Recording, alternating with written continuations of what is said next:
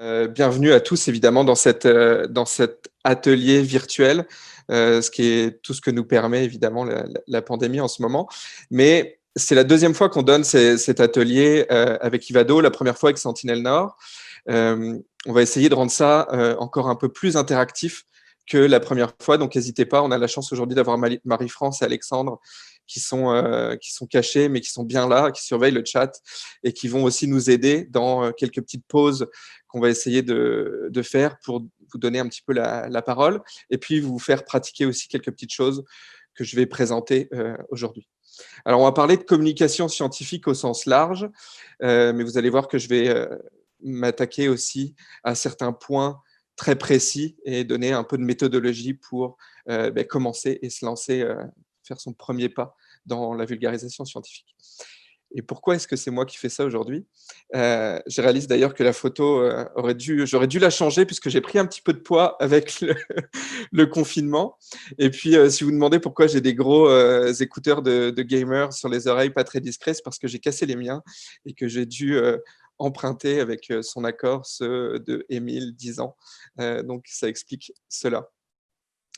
Pour ce qui est de mon parcours et de ma légitimité en fait à être devant vous, à vous présenter quelques méthodes et quelques trucs et astuces en communication scientifique aujourd'hui, c'est d'abord parce que moi aussi j'ai été étudiant universitaire, moi aussi j'ai fait de la recherche universitaire et donc j'ai fait de la communication scientifique en tant qu'étudiant, en tant que chercheur, et puis maintenant je le fais en tant que journaliste, même si, et ça je vais en parler un petit peu plus tard, on va voir qu'il y a des petites différences. J'ai fait de la communication scientifique à l'oral, des présentations quand j'étais étudiant, et puis maintenant j'en fais surtout à la radio, sur Ici Première, dans les grandes régions du Québec et du Canada, et puis beaucoup en Ontario aussi, et j'en fais un petit peu à l'écrit, notamment pour les explos, pour Curium, et puis pour des magazines un petit peu moins grand public comme Affaires universitaires. Alors, c'est pour ça que je suis devant vous aujourd'hui, et puis on va parler de ce qui est plus important que moi aujourd'hui, donc de communication scientifique. Et puis, cette présentation va se diviser en plusieurs groupes. D'abord, je vais essayer de montrer ce que n'est pas la communication scientifique, vous dire au contraire ce que c'est, voir quelques bases de communication qui sont d'ailleurs applicables à d'autres domaines que la communication scientifique, et puis donner des petits trucs et astuces justement d'écriture qui sont valides pas seulement pour l'écriture d'articles scientifiques, mais qui pourraient être valides si vous voulez vous lancer dans l'écriture de scripts de balado, de l'écriture de scripts de vidéos, ou même de présentations et de présentations qui pourraient être utilisées dans des festivals de sciences, par exemple. Dans tous les cas, ces trucs vont vous être utiles et seront toujours les mêmes. Alors, la communication scientifique, qu'est-ce que c'est? C'est pas ça, évidemment, ça vous en doutez, pas seulement parce qu'ils portent pas de masque, ils respectent pas les distances de sécurité sanitaire, mais parce que c'est pas pousser sa science, pousser son sujet et pousser les choses qui vous intéressent à votre public ou aux personnes qui sont devant vous. C'est au contraire essayer de créer un échange de savoir, puis surtout essayer de capter l'attention des gens à qui vous voulez communiquer cette science, communiquer votre sujet de recherche ou communiquer simplement quelque chose qui vous allume dans le domaine des sciences en général. Alors, pour faire ça correctement, je pense qu'il y a plusieurs questions à se poser d'abord. Pourquoi est-ce que vous voulez faire ça? Pourquoi est-ce que vous voulez communiquer les sciences? Je vais en parler tout à l'heure. À qui est-ce que vous adressez? À qui est-ce que vous parlez? Quelles sont ces personnes et qu'est-ce qu'elles peuvent en retirer? Qu'est-ce qu'elles attendent? Et comment se mettre au niveau de ces personnes pour bien vous adresser à eux, avec le bon langage et de la bonne manière aussi, peut-être même en utilisant les bons outils. Puis évidemment, il y a comment. Les outils, ça rentre en compte, mais il y a une façon de faire, il y a une démarche à adopter pour faire de la communication au sens large et de la communication scientifique en particulier.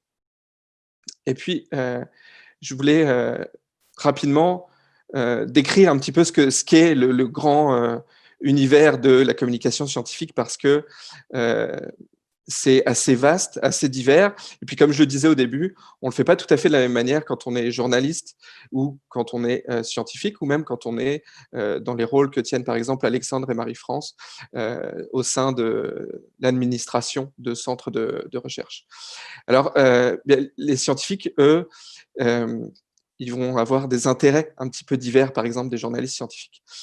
Les journalistes scientifiques, ils vont souvent aller consulter ce que font les scientifiques, ce que leur présentent aussi les officiers de communication dans les instituts. Ils vont se demander qu'est-ce qui est nouveau, qu'est-ce qui est waouh, qu'est-ce qui va attirer du monde sur mon média, qu'est-ce qui va attirer l'attention de mes lecteurs, de mes auditeurs, qu'est-ce qui est d'intérêt public aussi. Quand on est dans certains médias, l'intérêt public est quelque chose qui va avoir une grande importance. À l'inverse, les scientifiques vont pas forcément se demander ce qui est waouh. Souvent, on considère, quand on est scientifique, en tout cas c'était mon cas lorsque je l'étais, que ce qu'on fait est waouh, sinon on ne le ferait pas. On est censé être un peu passionné de ce qu'on fait. Alors on a simplement, on va communiquer ce qu'on fait. C'est donc une grosse différence entre les scientifiques et par exemple les journalistes d'un côté qui vont tous les deux communiquer de la science, mais pas tout à fait le même aspect de la science. Tout ça, pour autant, rentre dans ce grand univers qu'est la communication scientifique. Je ne vais pas m'attarder aujourd'hui sur les agents de communication, mais ils ont leur rôle aussi à jouer pour transmettre un peu ce que font les scientifiques et puis évidemment nourrir euh, l'intérêt des journalistes. Question plus importante maintenant, pourquoi faire de la communication scientifique? Pourquoi faire de la communication scientifique, surtout quand on est scientifique soi-même, quand on est étudiant, quand on est chercheur? Parce que vous avez envie, d'abord. Je pense que c'est la première raison et probablement la meilleure raison. Si vous n'avez pas envie de le faire, ça va paraître et ça ne sera pas une bonne communication. Donc il faut avoir cette envie de le faire. Ça peut être valable d'ailleurs dans différents contextes. Vous pouvez avoir envie de le faire dans un certain contexte particulier et pas dans un autre. Vous pouvez avoir envie de participer à des portes ouvertes dans votre institut de recherche, mais vous n'avez peut-être pas envie d'écrire des articles de vulgarisation scientifique sur votre domaine. Mais ça, je vais y revenir souvent. C'est très correct aussi de choisir la manière dont on veut faire sa communication scientifique, dont on veut transmettre ce sur quoi on travaille et ce par quoi on est passionné. Bien, parce que ça fait partie de la job. Ça, c'est une autre des grandes raisons. De plus en plus, les grandes agences de financement vont demander à ce que, lorsque vous faites des demandes de fonds, vous ayez des résumés accessibles au grand public, qu'une fois que les recherches sont terminées, ils vont demander parfois aussi une liste d'accomplissements de vulgarisation scientifique. Est-ce que vous avez transmis un peu les résultats de vos recherches? Puis parce que il y a un intérêt public de manière générale à toutes les recherches qui sont faites, même dans le monde académique et même dans le monde de la recherche privée. C'est parfois plus évident, cet intérêt public, que dans certaines situations que dans d'autres, mais il est toujours présent. Donc, finalement, que vous en ayez envie ou non, puisque ça fait partie de la job, vous allez avoir à faire de la communication scientifique un jour ou l'autre en tant que chercheur, peut-être même déjà en tant qu'étudiant. Et puis parce que c'est le fun. Ça, j'en démordrai pas. J'en fais depuis longtemps de la communication scientifique. Je continuerai à en faire longtemps, j'espère. Et je pense que tout le monde peut y trouver sa place et qu'il y a vraiment beaucoup de fun à le faire. Surtout quand on arrive à justement créer un peu cette interaction avec le public. C'est un peu moins facile par Zoom, mais quand on fait des présentations devant du public, ça devient beaucoup plus évident. Alors une grosse question sur laquelle je vais insister aussi un petit peu plus longuement, c'est le qui. À qui est-ce que vous adressez? À qui est-ce que vous voulez communiquer votre passion, vos sujets de recherche? Et pour ça, j'aime beaucoup la définition de Richard Dawkins, qui est un biologiste spécialiste de l'évolution et qui a lui-même fait beaucoup de vulgarisation scientifique, qui a écrit énormément de livres et qui a été très présent dans les médias, qui divise les, les publics, les personnes qui pourraient lire ces livres en trois grandes classes. Le grand public d'abord, les experts aussi, parce que lui, il était donc chercheur, et puis quand il a écrit, par exemple, ce livre, Le gène égoïste, il s'adressait au grand public, mais c'était aussi une théorie qu'il présentait à ses pairs. Et puis l'étudiant, qui est finalement quelque part entre les deux, quelqu'un qui commence à sortir du grand public pour devenir un expert, mais qui n'est pas encore tout à fait un expert, ou en tout cas pas un expert reconnu de son domaine encore. Alors, c'est la première chose, je pense, la première question à se poser et la première réponse à avoir quand on veut se lancer dans la communication scientifique, c'est à qui je m'adresse, à qui je vais parler et qui sont-ils, comment est-ce que je peux m'adresser à eux, en quels termes, par exemple, devrais-je m'adresser à eux. J'ai montré ici un exemple de couverture de différents médias. J'aurais pu rajouter, par exemple, Québec Science, qui se situerait peut-être quelque part entre le New Yorker et le Scientific American. Mais je vais commencer tout en bas à droite avec l'expert, celui qui va lire Nature, Science, tous les grands journaux. Et là, si je m'en réfère encore à Richard Dawkins, c'est quelqu'un qui va vouloir des nuances, qui va vouloir beaucoup de détails et qui va être attentif justement aux détails les plus pointus, en tout cas. À l'autre extrémité, cette fois, on va voir justement le grand public. Ça peut être des enfants, ça peut être quelqu'un qui va lire simplement le New Yorker, ça peut être quelqu'un d'un petit peu plus informé et qui va aller lire, par exemple, Québec Science ou un autre magazine de vulgarisation. Donc, c'est quelqu'un quand même qui parfois peut s'intéresser à la science, parfois pas du tout, être au début de son apprentissage, comme les enfants. Donc, c'est quelqu'un pour qui on va éviter tous les jargons techniques. On va peut-être pas effacer, mais au moins gommer certaines nuances. On va rendre ça plus accessible, justement, et on va rentrer peut-être un petit peu moins dans le détail, sans pour autant dénaturer. Ça va être un grand débat de la communication scientifique.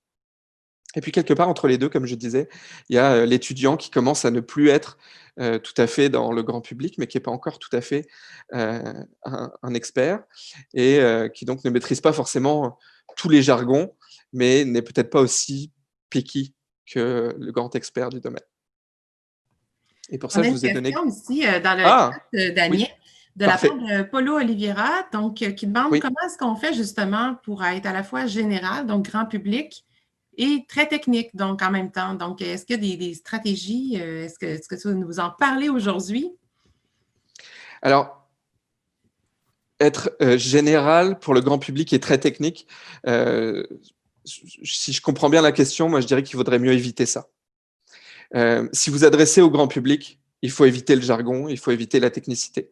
Ça ne veut pas dire pour autant qu'il faut raconter des choses fausses ou qu'il faut enlever des détails. Mais ça veut dire qu'il faut peut-être les présenter d'une manière différente. Et ça, effectivement, je vais y revenir tout à la fin de la présentation. Comment est-ce qu'on peut faire pour travailler sur le jargon? Comment est-ce qu'on peut l'enlever, le jargon? Comment est-ce qu'on peut le reformuler?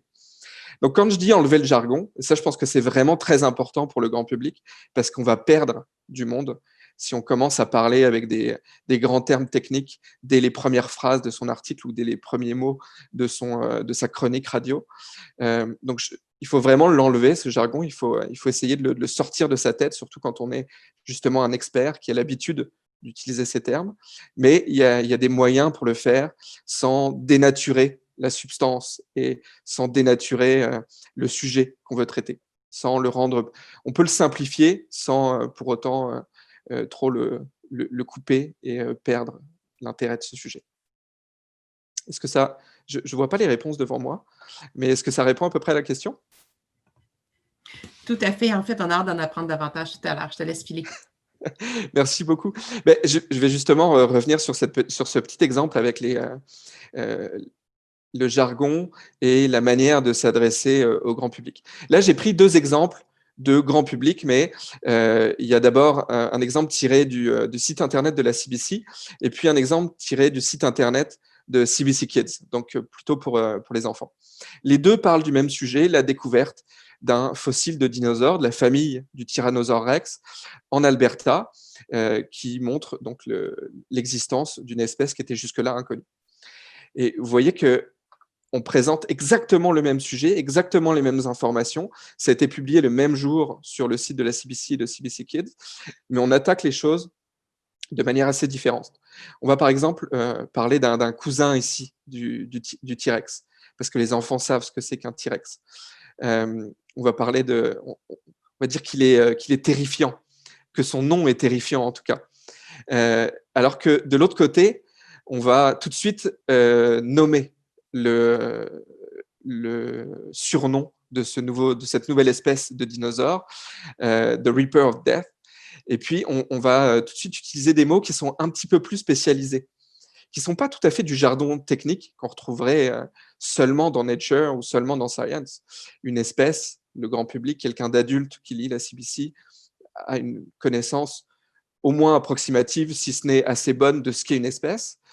Et puis, on va aussi utiliser, par exemple, des marqueurs de temps, comme 11 millions d'années, quelque chose qu'on va éviter avec les enfants. Les jeunes enfants ont souvent une notion du temps qui est un petit peu plus vague.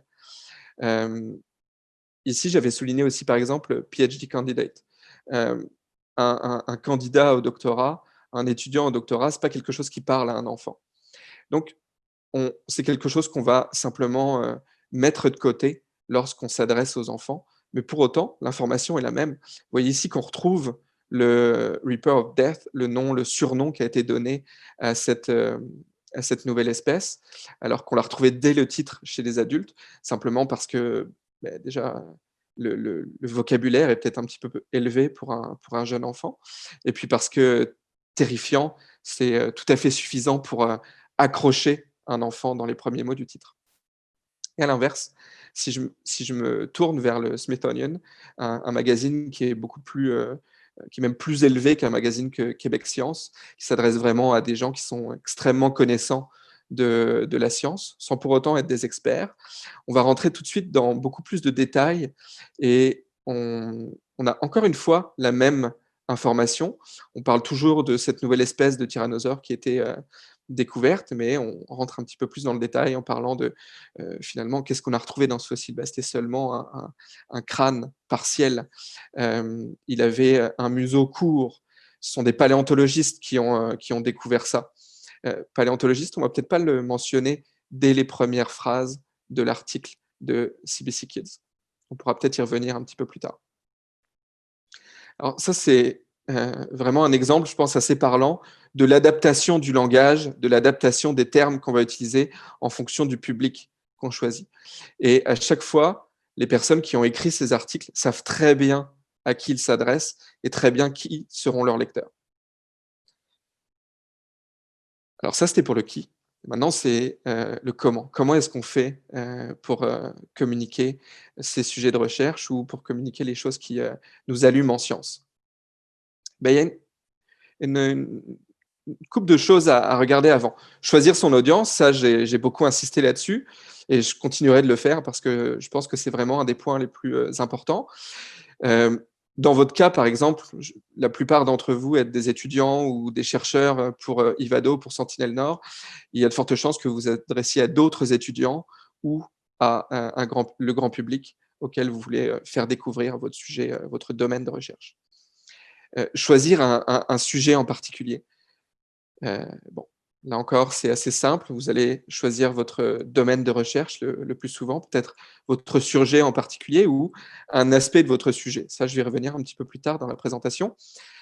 Et puis, vous allez choisir une plateforme. Alors ça, c'est des questions qui reviennent assez souvent dans ce type de présentation sur la communication scientifique. C'est comment est-ce qu'on choisit sa plateforme? Quelles sont les plateformes sur lesquelles on peut aller? Et puis, comment s'adapter à ces plateformes? Alors, je vais faire une petite parenthèse là-dessus, sur les plateformes. Oups là, il me manque une petite image ici. Mais il y a énormément de plateformes, là j'en ai mis juste quelques exemples, qui vont vous permettre d'aller chercher une audience et d'aller présenter à cette audience vos sujets d'intérêt. Ça peut être des plateformes institutionnelles. Vous pouvez passer à travers les sites internet de vos instituts de recherche ou même à travers des concours organisés par vos universités, vos instituts de recherche. Vous pouvez vous tourner vers des médias sociaux comme TikTok, Twitter. Vous pouvez vous tourner vers des médias un petit peu plus établis comme Québec Science et aller vers l'écrit, vers des articles vulgarisés. Vous pouvez utiliser des sites de blog. Vous pouvez créer votre propre blog. Vous pouvez devenir votre propre plateforme finalement. Ou vous pouvez être quelqu'un qui est plus à l'aise à l'oral et vous tourner vers l'audio, vers le balado. voire même si vous êtes un petit peu à l'aise avec tout l'aspect technique, vous tournez vers la vidéo qui reprend un peu justement les codes de l'audio, mais va vous permettre d'illustrer ce que vous allez raconter, ce que vous allez chercher à faire passer comme message. Et j'ai ici quelques petits exemples pour montrer des façons dont on peut utiliser ces différentes plateformes. Alors, je ne sais pas si vous connaissez Emily, du labo d'Emily, qui est disponible maintenant pour les enfants sur Netflix. Elle utilise TikTok, et j'ai un petit lien ici. Je ne sais pas si ça va fonctionner correctement. Je ne sais pas si vous allez entendre le son, en fait. Mais elle a repris. Ah, peut-être simplement parce que je suis en présentation, je ne peux pas vous le montrer. Alors, je fais un dernier essai, puis sinon je vais passer à autre chose. Finalement, ce qu'elle raconte est peu important dans ce cas-là. Ce que je voulais montrer, c'est simplement qu'on pouvait utiliser une plateforme qui est absolument pas une plateforme.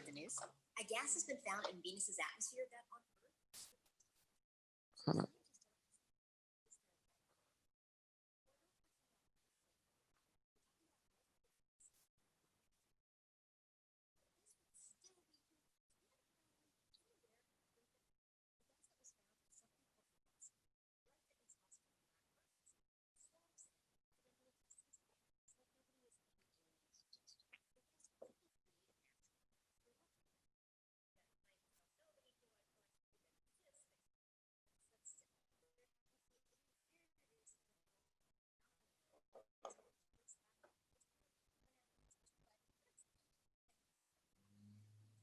Voilà, ça c'était juste un petit exemple. Je ne sais pas si vous avez eu le son, mais en tout cas il y avait les sous-titres, donc je pense que vous avez pu suivre un petit peu ce qu'elle racontait.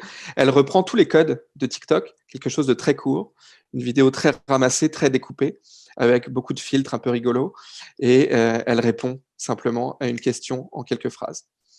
On peut utiliser, à l'inverse, des plateformes de médias sociaux qui sont plus classiques, plus connues, comme par exemple Twitter. Là, j'ai repris ici une astrophysicienne québécoise qui s'appelle Myriam Latulipe, et qui a sur son fil Twitter et sur son Facebook aussi des petits posts. Le saviez-vous? Où elle présente simplement des petits faits intéressants, et puis elle illustre souvent, comme c'est souvent le cas sur ce genre de plateforme, par une photo. C'est le saviez-vous? Donc elle profite en fait du format de Twitter qui est très court, très simple, pour lancer quelques petits faits et quelques petits détails de son grand domaine de recherche.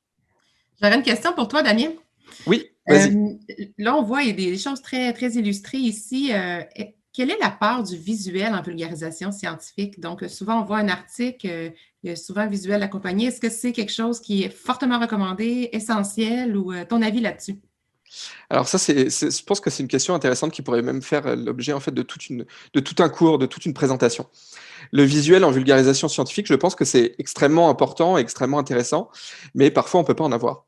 Si vous faites de la radio, si vous faites de l'écrit même, parce qu'on est limité, dans Québec Science, on ne fait pas de la BD, on fait des articles, donc on est limité dans le visuel qu'on peut apporter, vous allez devoir rendre les choses visuelles dans les mots, à travers les mots. Donc vous allez illustrer par les mots, par des phrases, par des métaphores, par des images, ce que vous essayez d'expliquer. C'est sûr que si vous avez la technique, la patience et puis même le matériel parfois, pour faire des choses comme des vidéos, vous avez quelque chose qui va vraiment vous aider à faire passer le message. Donc c'est vraiment une aide importante, le visuel. Je ne pense pas que ce soit indispensable au sens strict de visuel comme photo, image, vidéo, parce que parfois, tout simplement, on ne peut pas, encore une fois, dans la radio, dans certains médias écrits, mais à ce moment-là, il va falloir imager à travers les mots. C'est sûr que si on utilise, par exemple, des plateformes comme Twitter, comme Facebook, ou encore plus comme TikTok, là, le visuel va prendre une part importante parce que c'est ça qui attire l'œil. C'est ça qui va venir chercher, peut-être même encore plus que le titre, c'est ça qui va venir chercher votre audience. Donc ça, dans ce cas-là, c'est très important. Autre endroit où c'est très important, c'est dans les médias de vulgarisation pour enfants. Si vous écrivez pour les explos ou pour les débrouillards, même un petit peu plus vieux que les explos, le visuel va être très, très, très important. Il faut imaginer que ceux qui vont lire les explos, les débrouillards, ça fait pas si longtemps qu'ils ont appris à lire. Des fois, en plus, quand on fait de la vulgarisation, on va essayer de leur apprendre quelques mots techniques, juste un ou deux disséminés dans l'article. Et donc, on va vraiment aller les mettre un peu en danger sur leur capacité de lecture. Donc, il va falloir qu'on leur apporte un peu de stimuli visuels et de choses qui vont leur attirer l'œil. Donc, dans ce cas-là, ça va aussi prendre une part très, très importante. Donc, très important, mais pas indispensable. Et d'ailleurs, autre point où c'est très important, YouTube. De plus en plus, vous avez certainement remarqué, si vous consommez YouTube, et je suis sûr que vous en consommez un petit peu, que les miniatures, donc ce qu'on voit ici avant de cliquer sur la vidéo, sont de plus en plus étudiées et souvent, elles sont très flashy, avec des couleurs très attirantes pour que justement ça vous attire l'œil dans cette mosaïque de choix de vidéos que vous avez dès l'entrée de YouTube. Alors, je ne pense pas que je vais cliquer sur celui-ci parce que le temps file, mais c'est une vidéo d'un vulgarisateur sur YouTube québécois qui s'appelle Laurent Turcot, qui fait de la vulgarisation de l'histoire. Vous pouvez aller voir, c'est très intéressant. Ce que je trouvais pertinent ici à présenter, c'est simplement la différence de format entre quelqu'un qui va faire du TikTok et quelqu'un qui va faire du YouTube, où justement on n'a pas la même audience, on n'a pas le même format, donc on va faire quelque chose de beaucoup plus long sur YouTube, de beaucoup plus détaillé, et puis aussi d'un un petit peu moins énervé, si je peux dire, avec un montage qui est quand même assez saccadé sur des montages comme YouTube. On n'est pas dans du reportage de découverte, mais on est un petit peu moins dans tous les sens que sur TikTok. Vous pourrez aller faire la comparaison après, si ça vous tente. Alors, il y a des petits pour et contre à utiliser ces différentes plateformes. Et c'est là d'ailleurs que je voulais faire un petit sondage. Vous pouvez lever la main. Est-ce que vous utilisez encore, est-ce que vous consommez encore régulièrement, et là le mot régulièrement est important, est-ce que vous consommez encore régulièrement du contenu à travers des blogs personnels? Je vais demander à Marie-France et à Alex de compter les mains qui se lèvent. Levez la main si c'est le cas, parce que je crois sincèrement que c'est quelque chose qui est sur le déclin depuis longtemps même. Euh, Et pendant que vous levez la main, je vais continuer ma petite présentation de pour et de contre de ces différentes plateformes. Alors, si je commence justement par les blogs qui ont été une des premières formes de communication scientifique sur Internet, au-delà des sites institutionnels, ben, ça va quand même s'adresser à un public qui est déjà intéressé et qui connaît même un petit peu la science, parce qu'il va falloir aller faire ses recherches sur Internet pour se dire, bah, tiens, moi j'aimerais ça qu'on me parle d'astrophysique. Est-ce qu'il y a un bon blog d'astrophysique qui existe?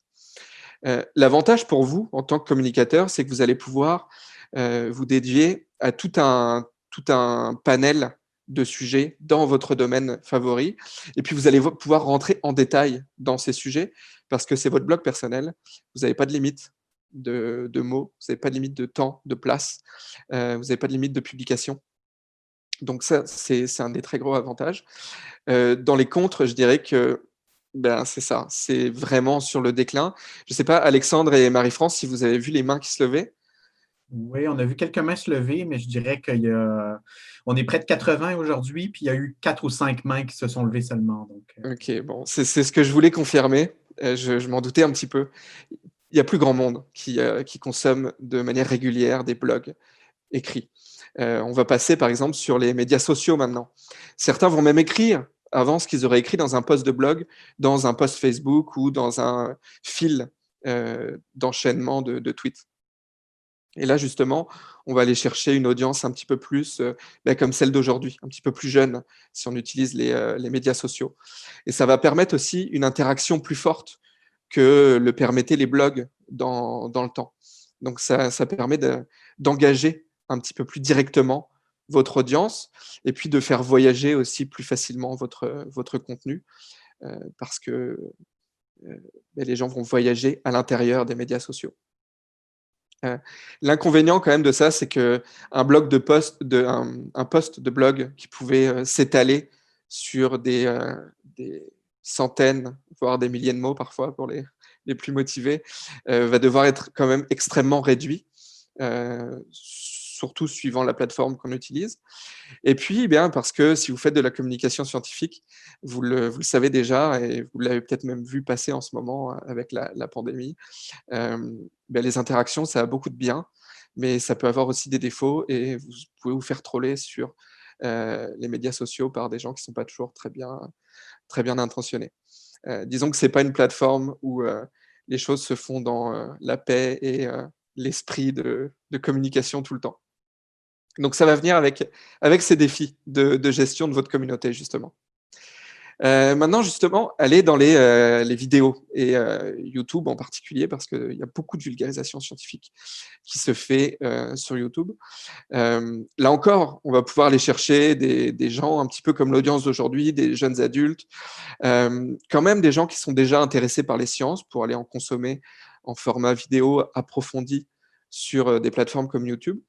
L'avantage, c'est qu'on peut illustrer ses propos. Ça peut être extrêmement utile quand on fait de la science, et même parfois de la science très théorique. Ça a beaucoup aidé les gens de la NASA qui ont beaucoup utilisé ça, les illustrations, les vues d'artistes, pour faire passer des messages qui étaient parfois extrêmement théoriques. Le contre de tout ça, bah, c'est évidemment tout l'investissement que ça va demander, aussi bien en termes techniques qu'en termes d'argent, qu'en termes de temps. Et je vous dirais que même si vous êtes très intéressé par YouTube en ce moment, le marché de la vulgarisation scientifique est très établi sur YouTube, aussi bien en anglais qu'en français. On a des très gros joueurs qui sont déjà présents sur le marché. Ça va être difficile de jouer des coudes pour se faire de la place. Le podcast, le balado audio, qui s'adresse à un public beaucoup plus large, pas seulement des jeunes, mais quand même des gens qui sont un petit peu intéressés par les sciences aussi au départ, pour aller dans les moteurs de recherche des balados, chercher des podcasts de sciences. L'avantage, c'est que le balado, ça s'emmène pas mal partout. Les gens peuvent écouter dans leur voiture, peuvent écouter peut-être même encore plus facilement que des vidéos en cuisinant, en étant en train de faire d'autres tâches. Là encore, vous allez pouvoir vous lancer en détail sur certains sujets. Petit contre, encore une fois, il va vous falloir quand même quelques connaissances techniques, parce que avoir un mauvais son, ouais, on l'a vu en ce moment avec la pandémie, avec les multiples webinars, avoir un mauvais son, ça tue un peu l'intérêt du public. Alors, c'était juste un aperçu des pour et des contre, il y en a plein d'autres, mais je vous ai sélectionné ceux qui, je pense, étaient pertinents aujourd'hui. Oui, Damien, avant de continuer, on a une question Oui. de la part de Imurana Soumanu. Désolée si j'ai prononcé le nom incorrectement. Ça va me permettre de boire. Les recherches scientifiques, est-ce qu'il est recommandé de publier sur des blogs plutôt que sur des médias sociaux? Est-ce qu'on peut imaginer, en fait, juste pour compléter sa question, de coupler les deux, donc d'avoir un blog et de relayer les éléments d'importance, les faits saillants sur les médias sociaux? Est-ce que ça peut être un mariage intéressant? Oui.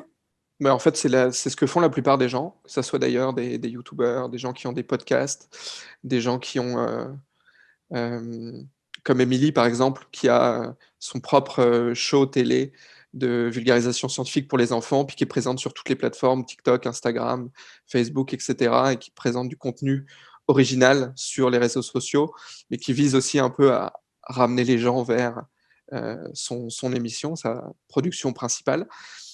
Le risque quand même du blog, c'est vraiment que c'est de moins en moins consommé. Donc vous risquez d'avoir des gens qui vont lire vos posts Facebook, mais qui ne vont pas forcément cliquer sur les blogs. Et pour continuer de marteler sur ça, parce que j'y crois vraiment, la plupart des gens qui étaient sur YouTube et qui ont fait de la communication scientifique il y a quelques années avaient un blog. C'est des gens qui avaient un blog, qui faisaient des vidéos YouTube, qui mettaient d'ailleurs les liens incrustés de ces vidéos sur leur blog, qui couplaient les vidéos avec des posts de blog où on pouvait rentrer un petit peu plus dans le détail, où ils donnaient un petit peu des compléments de ce qu'ils expliquaient dans la vidéo. La plupart ont arrêté ça. La plupart se concentrent maintenant uniquement sur YouTube, sur les médias sociaux, où ils vont par exemple aller faire des lives sur les médias sociaux après la production de leurs vidéos pour donner les détails qu'à d'habitude ils auraient donnés dans un blog. Donc, ils vont vraiment utiliser les plateformes de médias sociaux pour être visibles, pour faire passer leur contenu. Ouais. Et puis d'ailleurs, même YouTube est plus ou moins un média social maintenant. C'est un peu ce qu'essaie de faire Google, en tout cas. Donc, je dirais que c'est assez difficile. Et je ne suis pas un très grand fan des réseaux sociaux, mais je dirais que si on fait de la communication, ça va être difficile d'en sortir. Tout à fait. Juste un dernier élément de complément avant de te laisser poursuivre. Il y a Julien Chapdelaine qui nous mentionne que le blog, en fait, peut être important d'une certaine façon pour la découvrabilité, pour l'archivage. Donc, c'est vrai que les médias sociaux, des fois, les choses filent extrêmement vite, donc ça devient difficile des fois de retrouver même un contenu qu'on a consommé, qu'on a aimé. Donc, et pour la découvrabilité au niveau des algorithmes, ça peut jouer un rôle intéressant. Mais ça demande du temps, puis ça, c'est indéniable. Donc, à un moment donné, la ressource temps peut devenir de la limitation qu'on a pour produire du contenu. Je te laisse continuer. C'est très, très vrai. C'est très pertinent, en fait. Il y a effectivement beaucoup de YouTubeurs, encore une fois, qui ont encore des sites à leur nom sur lesquels on peut retrouver les liens des vidéos, mais qui font plus vraiment de posts de blog. Mais effectivement, ils gardent un site à leur nom qui va apparaître dans les résultats de recherche. C'est effectivement un très bon point. Alors, vous voyez que là, il y a plein de pour et de contre pour les plateformes. Il y a plein de plateformes également. J'en ai présenté quelques-unes qui sont les plus communes, les plus utilisées, mais il en existe d'autres encore. Si vous êtes aventureux, vous pouvez lancer et faire de la vulgarisation scientifique sur Snapchat. Si vous avez une bonne idée, un bon concept, ça peut tout à fait fonctionner. Que les 3 points les plus importants à retenir là-dedans, c'est de choisir une plateforme qui est connectée à votre audience. À qui est-ce que vous voulez vous adresser? Si vous voulez vous adresser aux boomers, mais ce n'est pas la peine d'aller sur TikTok, ils ne sont pas là, ils vont être sur Facebook. Si vous voulez vous adresser aux jeunes, aux enfants, ils seront peut-être plus sur TikTok, justement. Et si vous voulez vous adressez à des jeunes adultes, YouTube, c'est encore pertinent. Privilégiez justement une plateforme que vous connaissez et que vous utilisez. Si vous n'avez même pas de compte TikTok, c'est peut-être pas le moment de vous en créer un et d'apprendre quels sont les codes de TikTok pour vous lancer dans la communication, parce que vous allez déjà avoir à apprendre les bases de la communication scientifique. Alors lancez-vous sur un média que vous maîtrisez, que vous connaissez bien et que vous utilisez régulièrement, parce que vous en connaissez les codes, peut-être même sans le savoir. Et puis, essayez de choisir une plateforme parmi toutes celles que vous connaissez, vous en connaissez certainement plus d'une, qui est appropriée à votre sujet. Je fais partie des gens qui pensent que tous les sujets peuvent aller sur toutes les plateformes. Il suffit de les adapter un petit peu et parfois de choisir un bon angle d'approche. Il y a quand même de rares exceptions et puis on a parfois des sujets très visuels qui vont être extrêmement difficiles à traiter sur des médias comme un balado, par exemple. Donc, à garder en tête. Et justement, ce qui m'amène au bon angle. Une fois que vous avez choisi votre audience, choisi votre sujet, choisi votre plateforme, il faut choisir le bon angle d'attaque. Parce qu'un sujet peut être vu de bien des angles différents, et pour autant, ça va toujours être le même sujet. Et ça, c'est vraiment, s'il y a une chose, je pense, à retenir de cette présentation aujourd'hui, c'est cette notion d'angle. L'angle d'un sujet, c'est quelque chose qui est même débattu dans les salles de nouvelles, parmi les journalistes, à travers les communicateurs scientifiques également. C'est la base de bien communiquer son sujet. Alors, pour illustrer un peu cette idée de l'angle, je veux prendre quelques exemples et je vais revenir justement à mon petit exemple du fossile de cousin du T-Rex. Donc là, la plateforme, c'est une plateforme écrite à chaque fois, pas de différence, mais le sujet, c'est toujours mon fossile, qui a été découvert récemment, donc une nouvelle découverte, tout simplement ça, le sujet. Et puis, les audiences, elles, par contre, varient assez grandement, puisqu'on s'adresse aux plus jeunes, au grand public ou à un public très averti. Et là, vous allez voir que si on regarde simplement même les titres, et vous pouvez à travers les titres retrouver les articles complets si ça vous intéresse après, les auteurs de ces articles se sont intéressés à des aspects différents de la découverte. Ici, pour les enfants, ce qui a été retenu de cette nouvelle découverte, donc l'angle à travers lequel on l'aborde, c'est que c'est un cousin du T-Rex, et puis que son nom est terrifiant. C'est drôle, c'est un petit peu intriguant pour un enfant. C'est un cousin du T-Rex, c'est quelque chose de connu, et puis il a un nom terrifiant, mais qu'est-ce que ça peut bien être que ce nom terrifiant? Et puis là, on s'adresse aux adultes, plus grand public quand même. Mais là, l'aspect intéressant, l'angle particulier de ce fossile, de cette nouvelle découverte qui nous intéresse, c'est que c'est le plus vieux fossile de la famille des tyrannosaures qui a été trouvé au Canada. Donc on s'est intéressé à cet aspect particulier de la découverte. C'est ça l'angle. Et puis, ici, on s'intéresse à un aspect encore plus pointu. Effectivement, c'est le plus ancien qui a été trouvé de la famille des tyrannosaures au Canada, mais c'est surtout un chaînon manquant dans l'évolution. Donc là, puisqu'on parle à un public beaucoup plus averti, on se dit, mais qu'est-ce qu'elle signifie, cette découverte, pour l'étude de l'évolution des dinosaures? Donc c'est exactement le même sujet, mais on le regarde de manière différente, on le traite sous un angle différent. Et je vais vous donner un autre exemple, un petit peu plus large, dans les grands médias encore une fois, mais qui parle euh, d'une découverte faite donc à Montréal, de systèmes d'intelligence artificielle. Si je me souviens bien d'ailleurs, ça devait être à Ivado. Alexandre pourra me corriger si j'ai tort.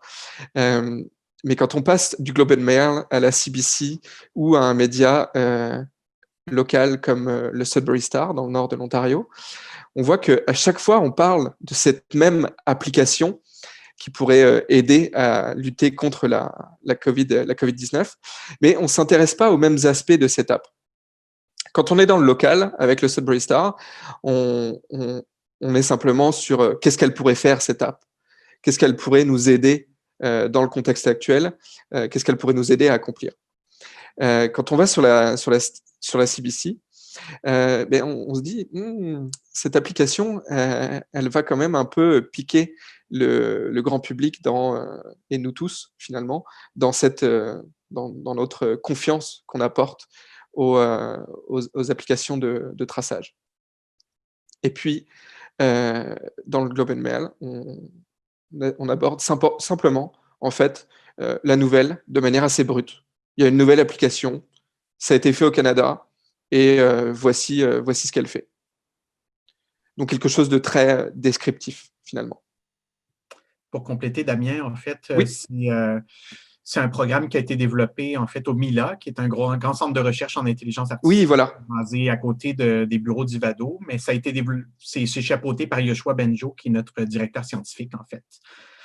Oui, voilà, c'était Yoshua Benjo, mais je ne savais plus si c'était directement en lien avec Ivado ou pas. Oui, c'est notre directeur scientifique, oui. Donc, on avait une question dans le chat de John Lee Israël. Oui. Qui nous demande de communiquer via les réseaux sociaux comme TikTok ou Facebook ne conduirait-il pas à compresser le temps et donc, par conséquent, nuirait à la pertinence et la compréhension des résultats? Donc, est-ce que de compresser le message finit par être dangereux, finalement, pour comprendre l'information qu'on essaie de communiquer? Vaste question, vaste débat qui anime encore tout le monde, d'ailleurs, dans la communauté scientifique, comme dans la communauté des vulgarisateurs, des communicateurs scientifiques. Je dirais que pour moi, et puis là je vais répondre de manière très personnelle, mais les réseaux sociaux sont là, ils sont là pour rester, ils sont une réalité, et je pense qu'il ne faut pas les abandonner. Il ne faut pas que ça soit un terrain vierge de toute communication scientifique fiable. Donc, il faut que les communicateurs scientifiques investissent, il faut que les scientifiques investissent cet espace et l'utilisent. Donc, il faut qu'ils l'utilisent avec les codes qui régissent ces réseaux sociaux.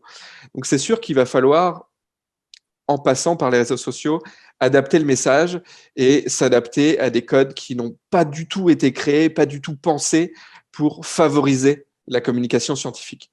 Donc, c'est évidemment très dur, ça vient avec beaucoup de défis, mais je ne pense pas que ça soit impossible et je ne pense pas que compresser le message soit toujours une mauvaise chose. Évidemment, il ne faut pas charcuter les sujets et il ne faut pas les dénaturer.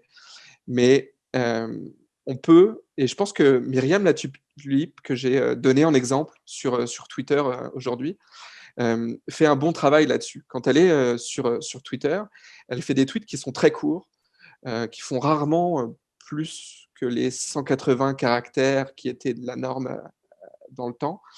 Et pour autant, elle diffuse une information qui est sûre, fiable et exacte.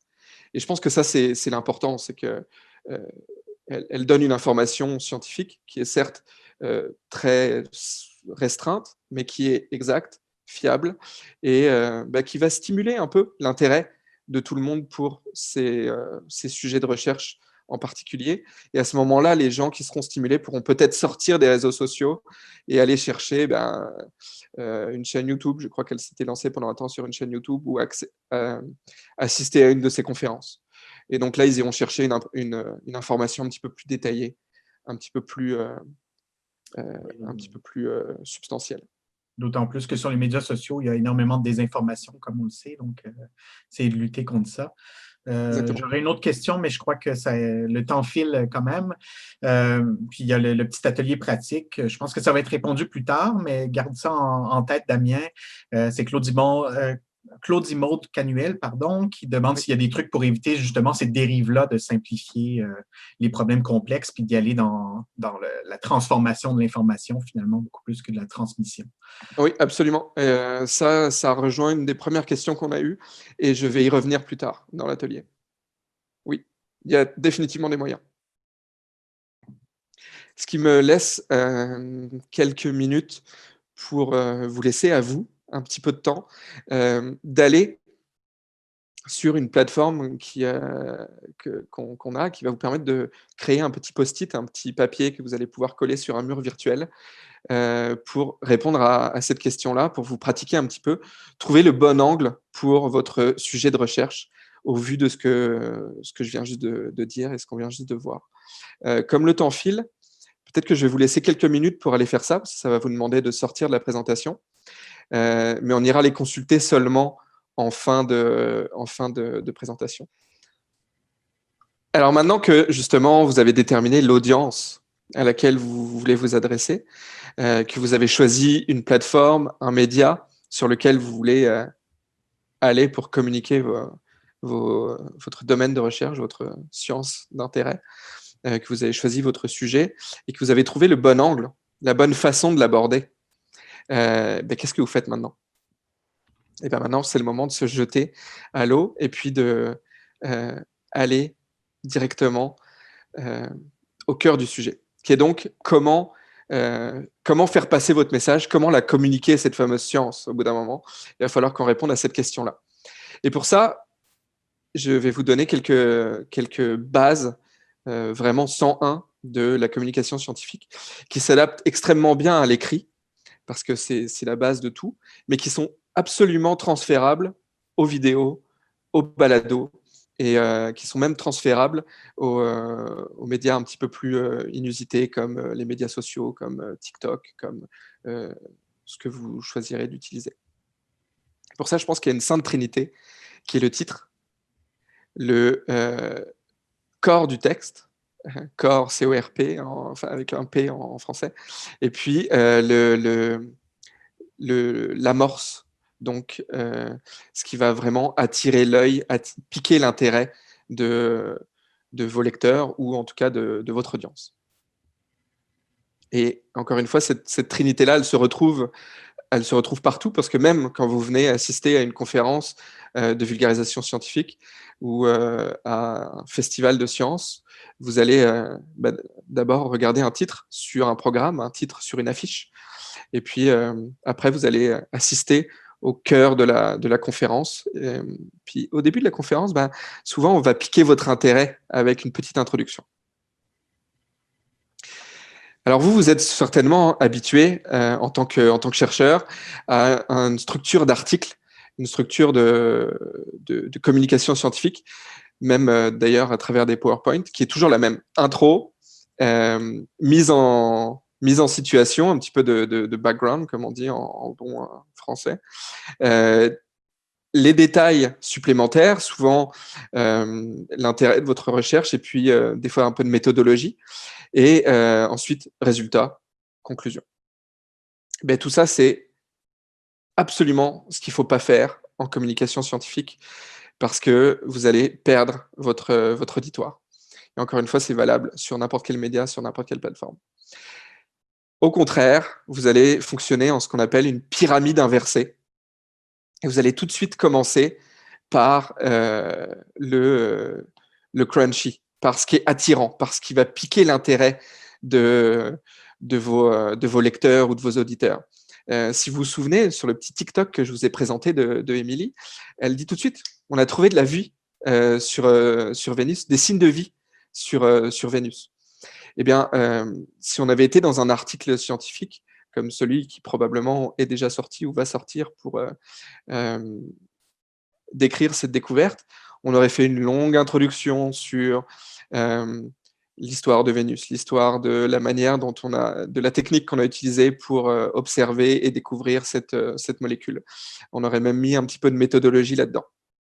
Ben là, au contraire, on va direct à la conclusion. Et puis alors, la conclusion, qu'est-ce que ça veut dire? Là, on va commencer à mettre un petit peu plus de détails doucement.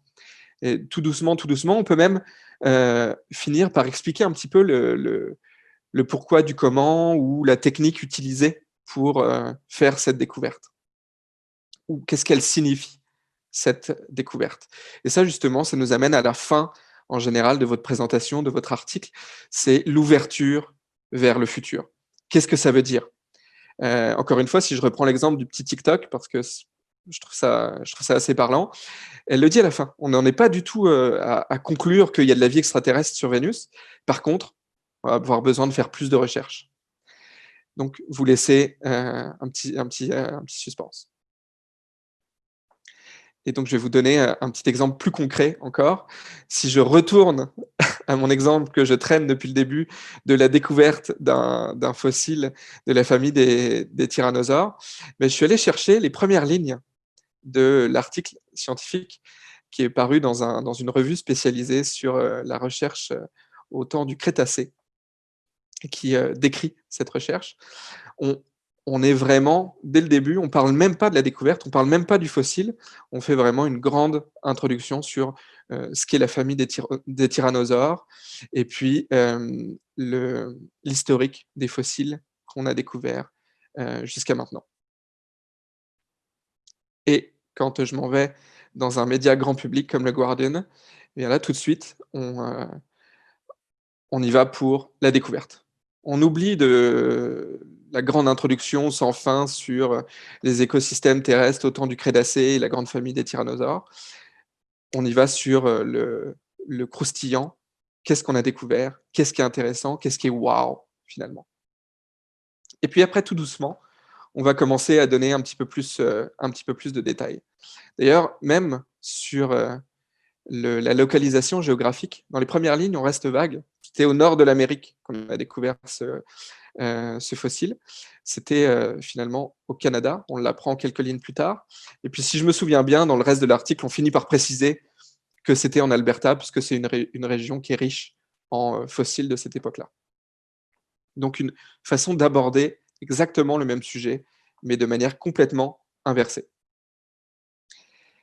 Et ce qui m'amène à vous parler de la suite. Après votre titre, tout de suite en dessous, vous avez ce qu'on appelle l'amorce, en français, le lead en anglais, qui sont donc ces 7 premières phrases, ou parfois ces 2-3 premières phrases qui doivent accrocher le lecteur et qui vont être dans un audio, dans une vidéo, les premiers mots que vous dites pour aller piquer la curiosité et l'intérêt de vos auditeurs.